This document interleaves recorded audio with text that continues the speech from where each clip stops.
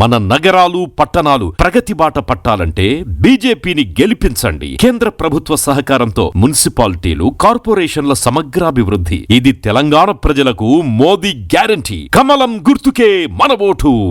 Save Telangana. Vote for BJP. మీనరాశి వారికి ఈ వారం సానుకూలమైనటువంటి గ్రహస్థితి గోచరిస్తూ ఉన్నది.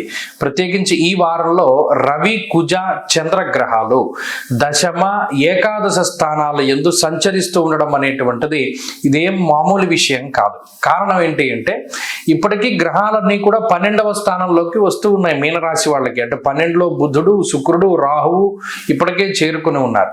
అలాగే ఈ రాశి వాళ్ళకి జన్మ రాశి యందు శనేశ్వరుని యొక్క స్థితి ఉన్నది. అంటే ఇక్కడ వ్యయస్థానానికి పాపార్గళం ఏర్పడింది. అంటే 12వ స్థానంలో గ్రహాలున్నాయి. 12కి ముందు, 12కి తర్వాత ద్విద్వాదశ స్థానాల్లో పాపార్గళము అంటారు. అంటే అటు ఇటు కూడా పాపగ్రహ సంపత్తి. వ్యయస్థానం దేన్ని సూచిస్తుంది? సుఖస్థానము, శయ్యాస్థానము అన్నారు. అంటే 12వ స్థానం బాగా ఉంటే సరైన సమయానికి తిండి, సరైన సమయానికి నిద్ర ఉంటాయి. లేదు మీకు మంచి ఖర్చు ఉంటుంది. లేకపోతే ఏమవుతుంది, ఇప్పుడున్నటువంటి పాపార్గళంలో సరైన సమయానికి తిండి ఉండదు, సరైన సమయానికి నిద్ర ఉండదు, అలాగే సరైన భోజన సౌఖ్యం ఉండదు.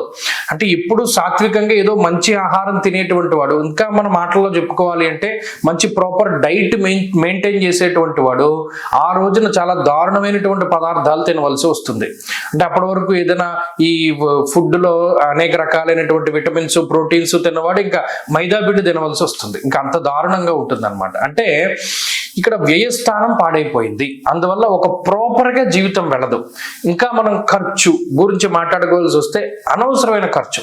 కొన్న వస్తువు కొనుక్కోవాల్సి వస్తుంది, లేదా కొన్న వస్తువు పాడు చేసేస్తారు, మళ్ళీ దాన్ని మనం బాగు చేయించుకోవాల్సి వస్తుంది. ప్రయాణాలు సక్రమంగా ముందుకు సాగకపోవడం ఇత్యాది విషయాలతోటి ఈ పాపార్గళం బాధ పెడితే, రవి కుజులు లాభంలో ఉండడం, చంద్రుడు ఏకాదశ స్థానమందు ఉండడం వల్ల కొంచెం ఈ బాధల నుండి బయటపడేటువంటి ఆ రికవరీ రేట్ నా గ్రహస్థితి ఇస్తుంది. మరీ ముఖ్యంగా అర్ధంచ స్వకులాచార అన్నారు.